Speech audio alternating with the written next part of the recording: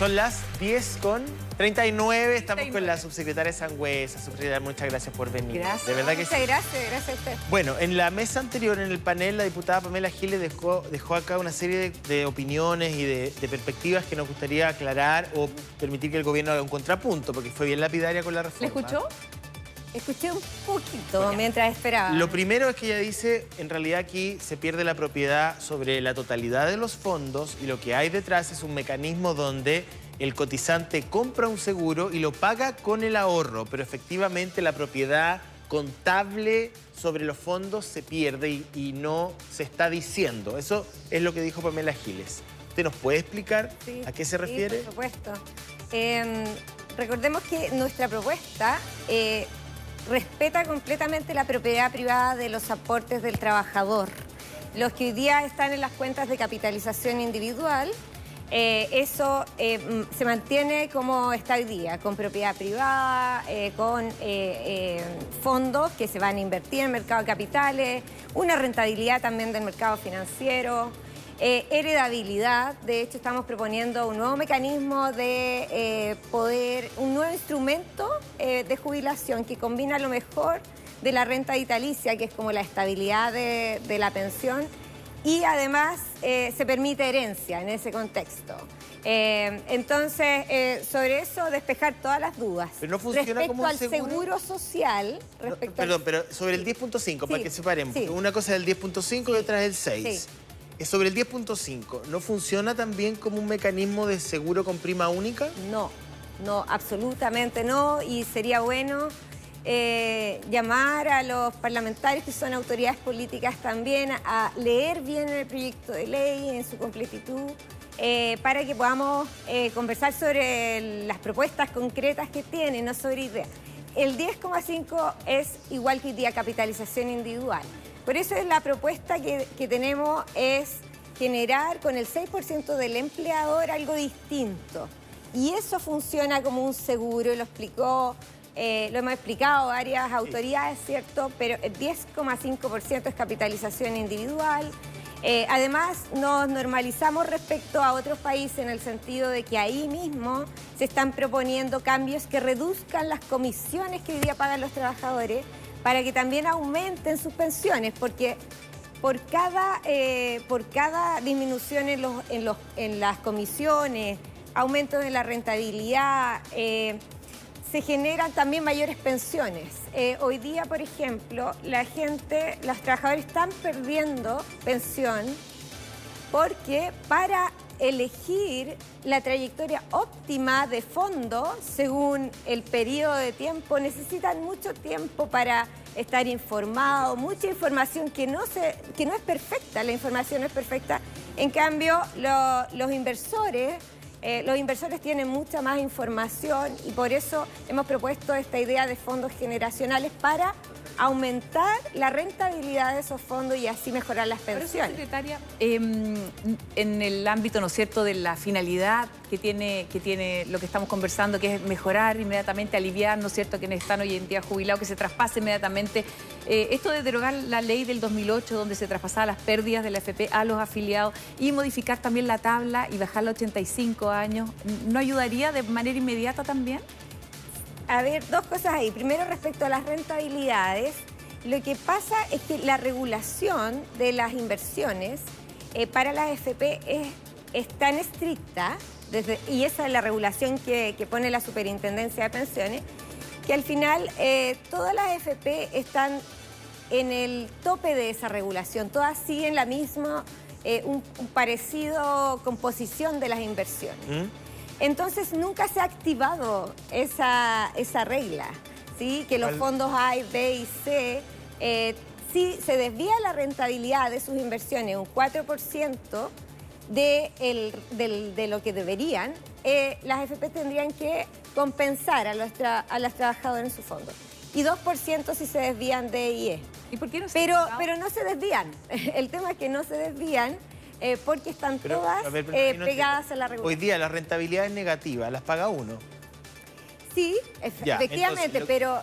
Lo que decía la diputada era, si el presidente o cualquier presidente quisiera derogar esa normativa que hace que el cotizante sea finalmente la víctima de una mala inversión lo podría hacer en 12 horas.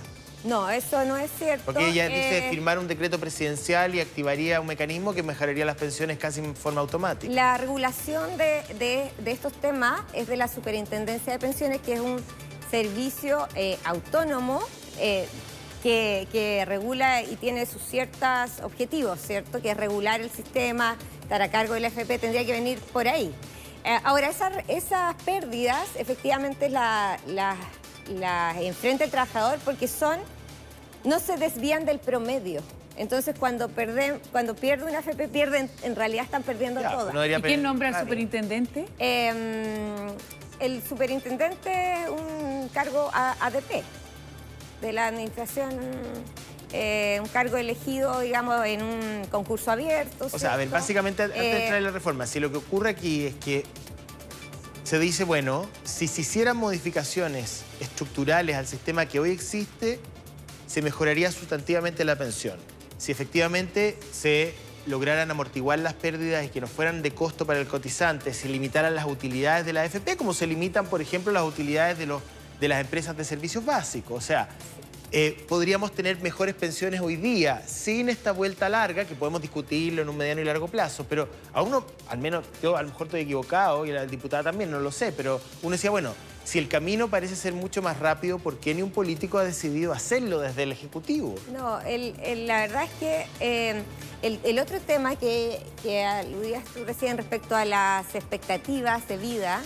la tabla de mortalidad. Y las tablas de mortalidad. 85, se ha instalado, en realidad no es así. No es verdad. Ya no es verdad. No es que a uno le dividan el fondo por el número de años que le quedan de vida. Que son 120, ¿no? Es una probabilidad, por eso se llama expectativas de vida. Y si uno cambia eso, y son tablas que se usan en todo el mundo, si uno reduce esa expectativa, la pensión no va a cambiar mucho. Para no seguir, digamos, yo creo que estos espacios lo importante es que logren informar y no desinformar y, digamos, contrastar las visiones políticas con las visiones técnicas. Entonces usted dice, por lo que estoy entendiendo, no hay nada que hoy día podamos hacer dentro de la modificación al sistema de AFP que mejore las pensiones. Necesitamos necesariamente una reforma de fondo que vaya al Parlamento. ¿Es así? Sí, es así, y ahí nosotros tenemos varios cambios propuestos. Uno es aumentar la competencia con un inversor público. Dos, es sacar toda la actividad de soporte que hoy día van a costo de los trabajadores en una entidad pública, autónoma. Pero que según la diputada no tiene bajada financiera. Disminuir las comisiones. Subsecretaria, lo dijo acá, dice que ella leyó el proyecto completo y que no hay respaldo financiero que le entregue recursos al organismo estatal. Dice, según ella, que no viene un informe financiero. El proyecto de ley, eso lo debería saber todos los diputados y diputadas, se entrega junto a 3 informes, este proyecto de ley. Al informe financiero, que es toda la alteración en el gasto público. Ahí viene muy identificado cuál es el compromiso de gasto de todas las instituciones públicas y de la PGU, que es gasto público también. Así que ahí está explicado un informe financiero largo de más de 30 páginas. Bueno. Hay un informe de sostenibilidad, además, y el tercer informe es el informe de impacto regulatorio, que mira el impacto económico de esta reforma en el largo plazo. Así que esos no es solo proyecto de ley, sino que 3 informes que se entregaron el mismo día en el Congreso. Subsecretaria, tenemos esta pregunta que se repite harto, porque si los retiros del 10% provocaban inflación, ¿no es cierto?, que es lo que estaba hablando el ministro Marcel, ¿por qué el proyecto de ley del gobierno incluye estos autopréstamos, que es algo que se, ¿no es cierto?, añadió hace poquito a propósito del Partido de la Gente, y esta indicación que pide que le pongan al proyecto para aprobarlo, entiendo? Sí. Ya, este autopréstamo es un instrumento distinto de los retiros.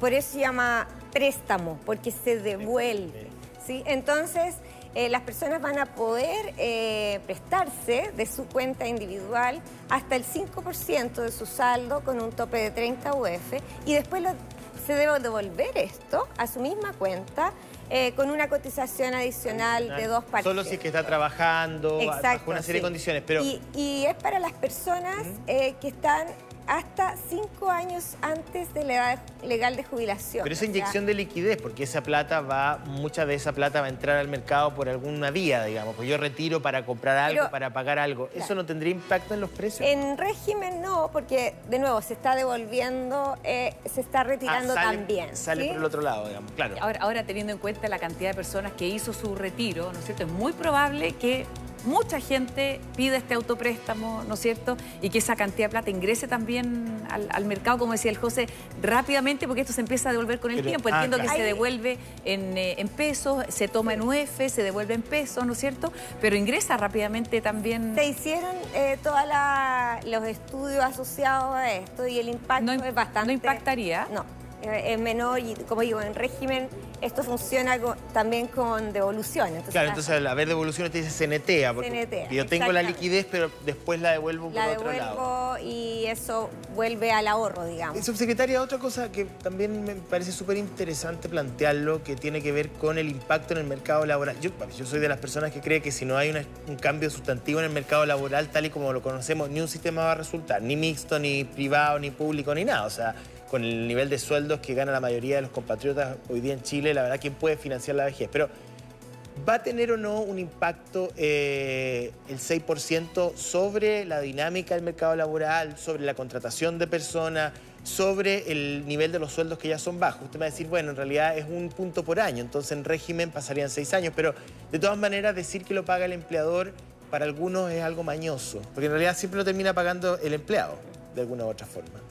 A ver, nosotros para evaluar eso, y eso es el informe que se llama Informe de Impacto Regulatorio, lo ingresamos junto al proyecto de ley, hicimos un estudio técnico sobre el impacto que tendría esta cotización adicional en la economía en general. ¿Ya? En el crecimiento del PIB, en el ahorro, en el empleo y en la masa salarial. Y lo que encontramos es que en el largo plazo tenemos un modelo que llamamos de equilibrio general, se llama técnicamente, porque evalúa no solamente el impacto que tiene la cotización, ¿cierto?, en la masa salarial, sino que además esto se transforma en ahorro y genera también crecimiento, inversión. O sea, un círculo virtuoso. Entonces, un círculo virtuoso. No es plata que se va a ir a la basura o que se transfiera directamente en transferencia monetaria. Es una plata que va al ahorro y aumenta la inversión. Es un modelo de ahorro colectivo. Y eso tiene incidencia positiva en sueldos, contratación. Positivo en el largo plazo, en crecimiento, empleo, inflación. Ahora, en el corto plazo no se puede aumentar de un día para otro, porque sí eso generaría impacto en el mercado laboral. Por eso, todas las propuestas que están, desde la propuesta de la presidenta Bachelet, del presidente Piñera y la nuestra, tienen una transición larga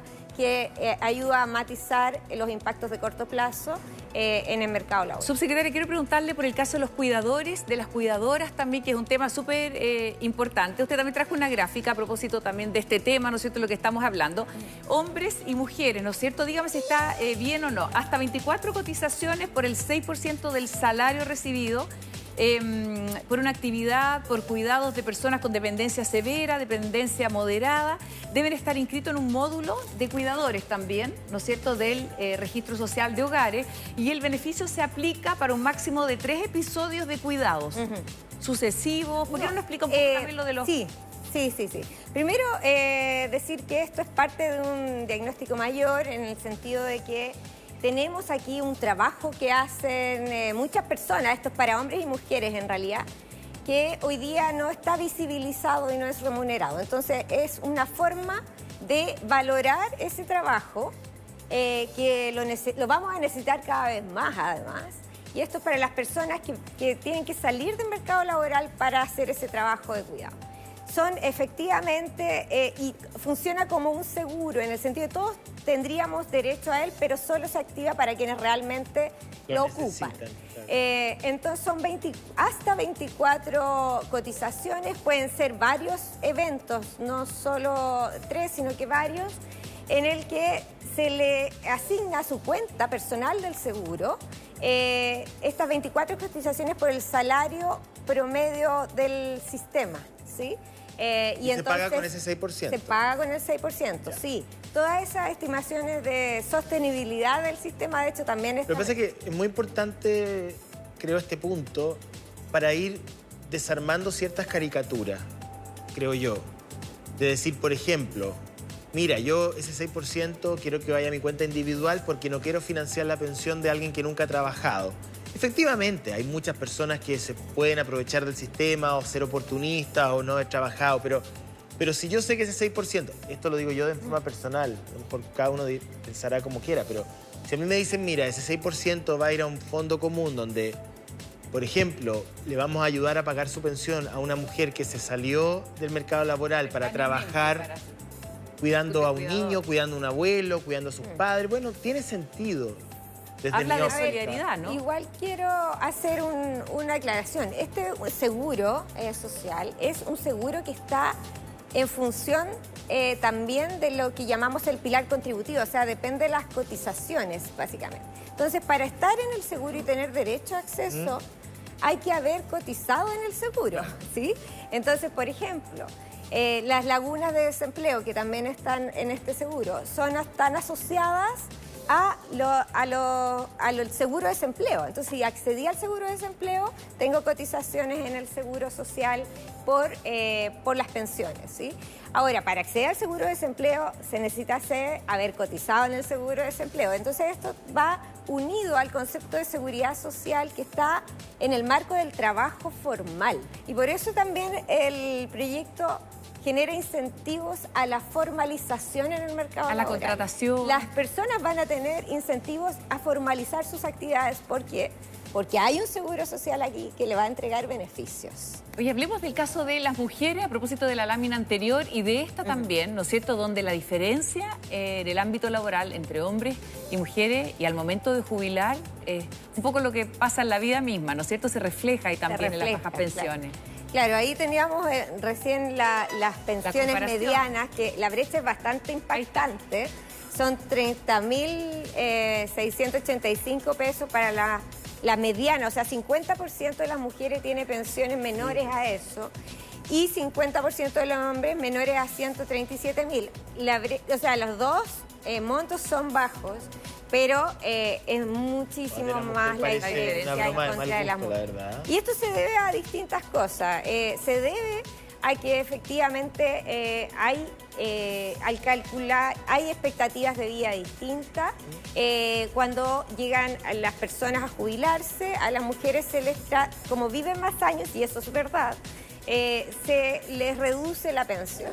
Esto en otros países no sucede porque hay unas leyes que impiden esa discriminación. Nosotros en nuestro país lo que nosotros proponemos es que sean compensados eso, para que no pierdan los hombres. Los hombres van a tener su misma pensión, pero se va a compensar a las mujeres que hayan cotizado los mismos años, se jubilen en el mismo año, entonces deberían tener la misma pensión. O sea, se les va a tratar igual a quienes tienen iguales condiciones. De los seguros, básicamente, del fondo... Del fondo, del fondo de seguridad social. Uno entiende y logra ver que hay grupos de la población que quedaron en la periferia del sistema, por varias razones. Entraron al mercado laboral y se salieron para cuidar a alguien, o porque tuvieron mala suerte, o porque tuvieron que viajar, o porque, bueno... Y efectivamente yo entiendo que ese 6% va a un fondo común que lo que intenta es reparar o ayudar a ese grupo de personas que por alguna razón no tuvo una vida laboral continua para que no terminen en el bandejón central de cualquier avenida, digamos, porque el sistema tiene que ayudarlos al menos a tener un piso. ¿Por qué es mejor financiar esta deuda estatal? Porque es una deuda del Estado con aquellos que por alguna razón quedaron fuera, a través de una cotización adicional que va a un fondo común y no hacerlo, como plantean muchos, con impuestos generales de la nación. Usted conoce bien la dinámica, entonces me gustaría conocer su opinión. Sí. ¿Por qué es mejor esto que los impuestos? Sí, en nuestra opinión, esto es más incentivos a la formalización y al empleo, ¿sí? Cuando nosotros financiamos la PGU en realidad no depende de cuándo coticemos. No. La PGU para todos es igual. Por lo tanto, ahí sí se generan desincentivos a la cotización, porque ¿para qué cotizar si tengo la PGU? Esto, en cambio, fortalece el pilar contributivo, que es la pensión que viene de nuestro trabajo. Y las personas hoy día lo que tienen es una crítica respecto a eso. Yo trabajé 40 años, coticé 40 años y tengo una pensión que baja, muy baja, no responde al concepto mínimo. Entonces, queremos aumentar esas pensiones que son contributivas con esta reforma. ¿Le podemos pedir ahí que agarre el palito de claro, José, claro. por favor? Ya, Para que nosotros nos explique pusimos- ahí, porque tenemos justamente el tema de los salarios, ¿no? Este ejemplo es para el tema de las mujeres. Como yo dije, están estas compensaciones por tabla, pero también están la garantía de la cual recién hablaba, que es 0,1 UEFs por año cotizado, ¿sí? Nosotros estimamos con datos reales cuál podría ser el aumento para una mujer con un salario de 400.000 pesos, que tiene 50% de densidad de cotizaciones, quiere y decir para eso? esa persona 50% de densidad de cotización. que cotizó el 50% de su vida Ya, activa. 20 años. Activa, 20 años aproximadamente. ¿Ya? Estos son actuales jubiladas, entonces ya se jubilaron, ya no cotizaron este nuevo seguro social, pero de todas maneras el seguro social le va a dar esta 0,1 UF por año cotizado, que serían 67.828 pesos, más la compensación por la tabla de mortalidad, que es 10.963 pesos, y el aumento de la PGU, ¿ya? Le llega también un delta. Hacia 205. Y por lo tanto, en total, el aumento por parte de la reforma serían 134. Ok, esto es para una mujer que ya está hoy día jubilada. Esa persona ya está jubilada. ¿Y esto sería inmediato o es cuando ya la reforma esté en régimen a los 6 años? Esto sería inmediato. Y de hecho, para ir más allá, la pensión sin reforma aquí dice 257.000. ¿Por qué? Teníamos recién 30.000 la mediana. Sí. ¿Sí? ¿Por qué? Porque aquí estamos considerando la PGU actual, 193.000 pesos, más la pensión contributiva, que es la pensión de la AFP. Pero si uno saca la PGU de ahí, la pensión de esta persona sería aproximadamente 65.000 pesos. Por lo tanto, la pensión que viene del Seguro Social más que duplica su pensión de la si AFP. una mujer hoy día. quisiera pedir un autopréstamo, ¿tendría que tener un mínimo de 20 millones en su... o puede pedirlo...? Esta persona que está jubilada ya no... Los Ya está autopréstamos jubilada. solamente para personas 5 años que están antes de hasta jubilarse, 5 años. esta mujer podría pedir el autopréstamo. Sí, exactamente. No ya en esta situación. No en esta situación. Ya, bueno, hartas dudas ahí. Le agradecemos a todos los que están comentando también, ¿no es cierto? Harto, ¿eh? Aquí una preguntita antes que se vaya la subsecretaria. ¿Cómo se comprueba cuando una persona ha sido cuidadora y algún registro fidedigno, dice? Sí. Hay un registro que todos lo conocemos, yo creo que es el Registro Social de Hogares. Hay, de hecho, 15 millones de chilenos ahí. Ahí las personas que cuiden en su familia, hay un módulo de cuidadores. Y es lo que estamos, de hecho, como gobierno, pensando en fortalecer. Un registro nacional de cuidados a través del Registro Nacional de Hogares, que pueda incluso tener la información. Hoy día no sabemos bien cuántas personas están realmente haciendo ese trabajo. Tenemos aproximaciones con otras encuestas. Y la idea es, a través de ese registro, tener la información para poder registrar sus cotizaciones. Bueno, es un insumo, digamos, son datos que se van levantando. Subsecretaria, muchas gracias, que esté muy bien. La ascendiste al tiro, ministrale. No, subsecretaria, dije ministra. Bueno, tú sabes que las citas musicales funcionan en política. Así es. Muchas gracias. Que esté muy bien. Que esté muy Chao. bien. Oye, y este tema que yo creo que ha sido un tema que hemos abordado hace mucho tiempo, a propósito de las tomas en distintos lugares, nos llama la atención, ¿no es cierto?, los argumentos muchas veces que se esgrimen.